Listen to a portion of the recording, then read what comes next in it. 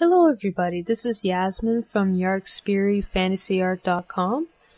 Today I'm actually doing an image that was requested by one of you guys. It's actually one of my subscribers that has been with my channel for quite a while.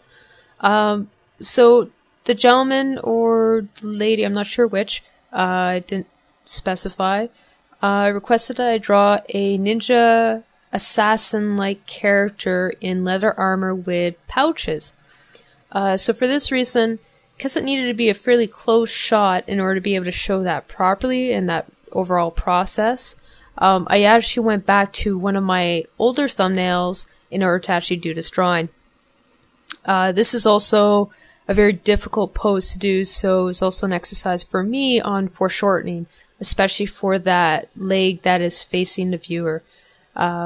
It's a very difficult pose to figure out because the anatomy moves in a certain way, so it's, like I said, a really good exercise for both me and for you guys to see how I actually work through that. So as in the other previous drawing, I actually started with my initial thumbnail because it already had the major aspects all figured out. It had the general camera angle, composition, the general theme that I was looking for. Also, this was also another drawing that I don't normally draw leather armor, so it was a really good exercise for me in that regard, because it gave me a lot to work with that I hadn't done too much of, and it's always good to try things that you haven't done before.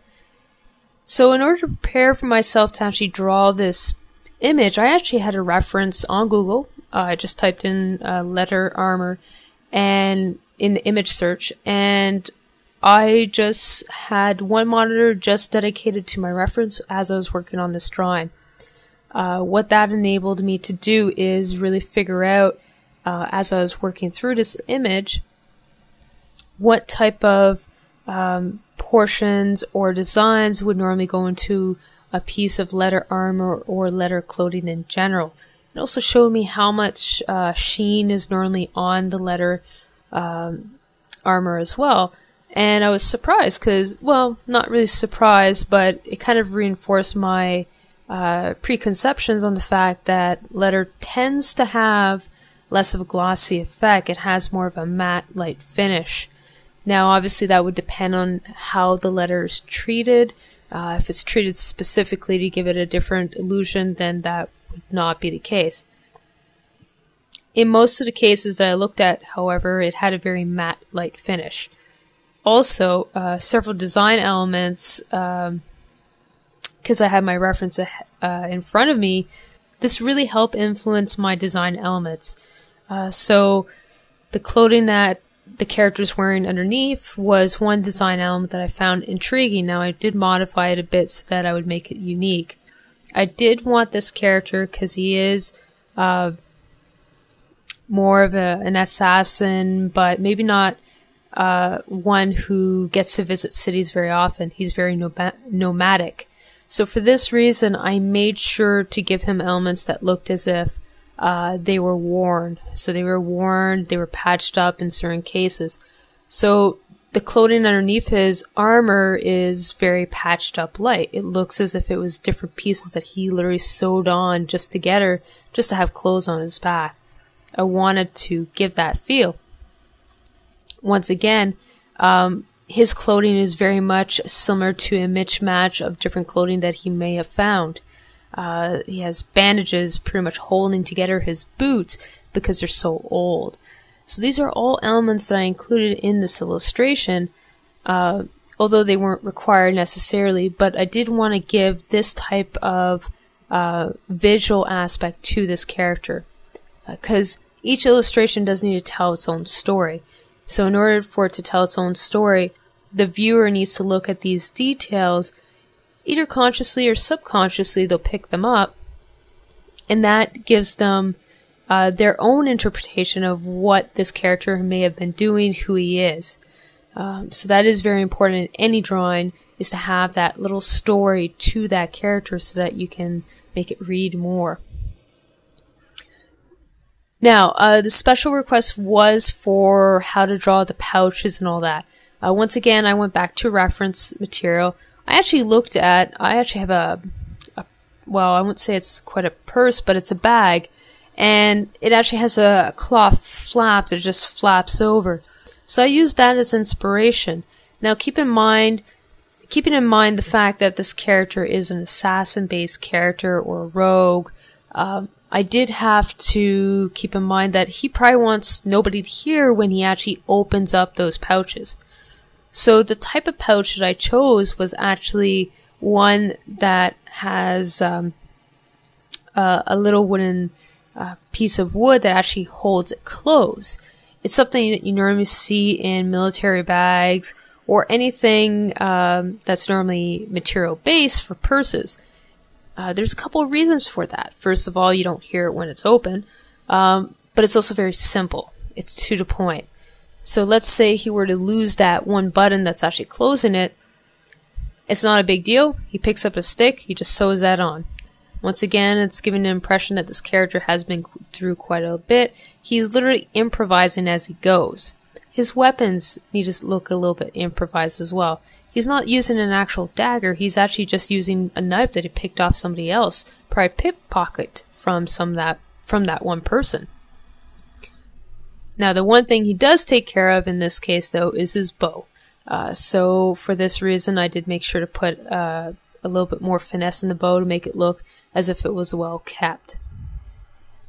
Going back to the pouches, I looked at a couple different designs, and since there's a couple ways to draw pouches, actually a lot of ways to draw pouches, I just kept it simple. So when I was first figuring out how to draw the pouch, I just did your standard, here's the base, here's the top.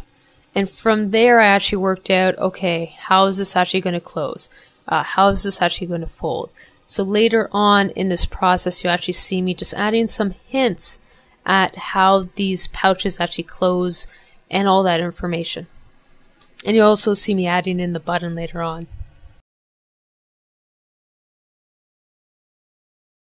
Now I don't believe we reached a point where I actually changed the size of the arms, but later on in this image I realized that the arms were actually too large.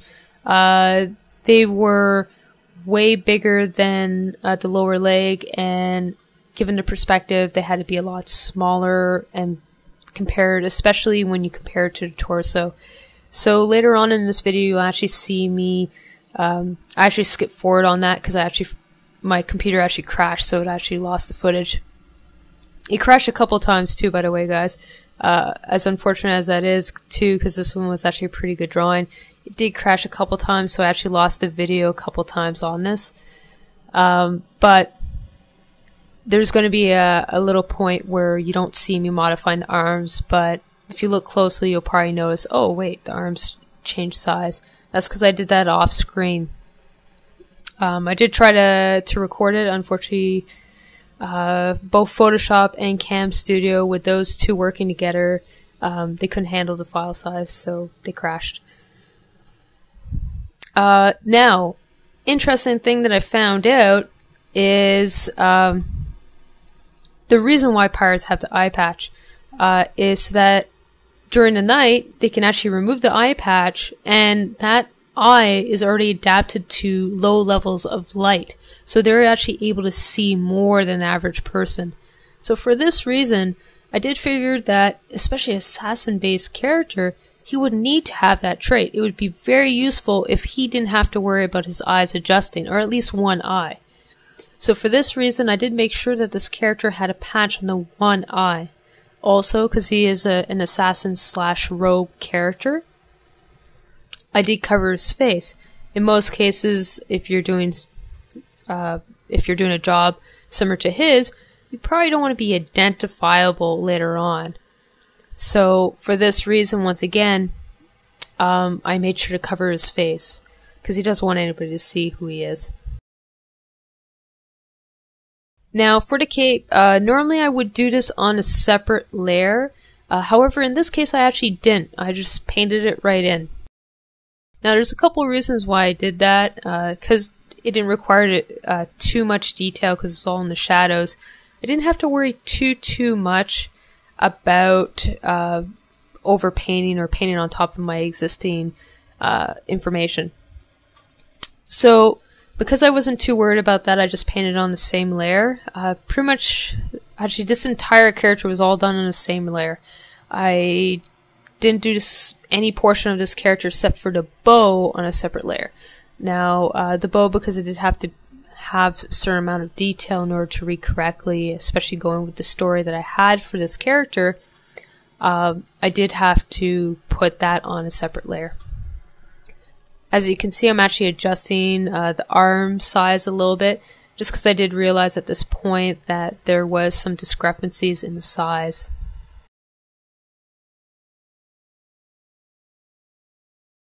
Now, because of the type of character, because he is an assassin / rogue type character, he has to be able to move quickly. So he has very little protection for this reason. He's really down to the basics. He does have a small amount of protection, like on the shoulders and the knees, but that's mainly because of the fact that he does need a little bit of protection in case he does meet the odd person that he's not expecting. The fact he doesn't have too much equipment really helps this character, in my mind, actually be able to make a quick escape. Because while his opponents are trying to run after him on a horse or in heavy body armor, he's able to escape a lot faster because he's not dragging too much with him. Hence all the pouches. The pouches are there for a functional reason. All the stuff that he needs are designed to fit in small, tight spaces once again and not weigh too much because he can't afford to carry too much. Once again, I did have to skip ahead because my computer did decide to crash, unfortunately, and it was unfortunately when I was actually adding some of that detail to those pouches. You won't see, it's a little difficult to see in this, but I did add just a hint of the overlapping material for the pouches so that it read a little bit easier. Once again, you don't have to add too much detail, you just need to be able to hint at that detail, and the eye will automatically fill in the rest for you. It's just a small amount, but it makes a huge difference on your overall drawing as well. Now, for the tree that's next to this character, it is right next to the character, and it is also part of that foreground element / midground element.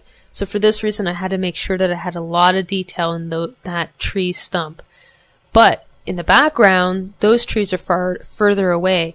Because they are further away, they require a lot less detail.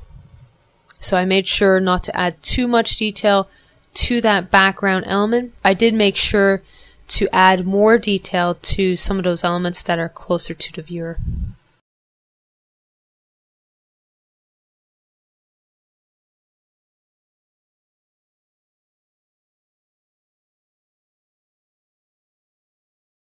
As you see me do before, I just added a flat color to the overall piece and then started adding some additional colors. Now, because the character is wearing mostly leather armor, I used different types of browns for the majority of this piece.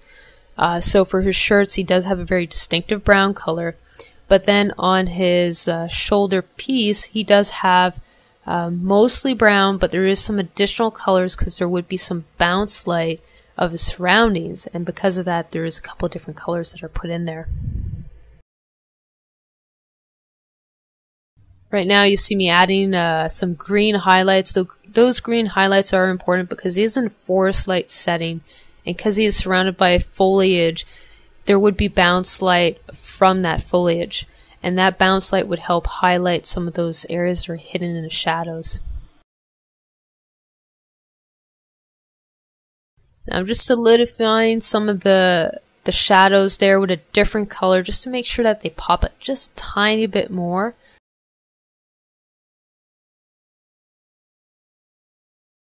And I didn't add too much, I just added a small amount, but that made a huge difference in the overall piece. Here's the finalized image. There is some details that I added right after I finished recording, but for the most part, this is what you saw last. So I hope you guys enjoyed this video, and I hope to see you guys soon. Thank you, and take care.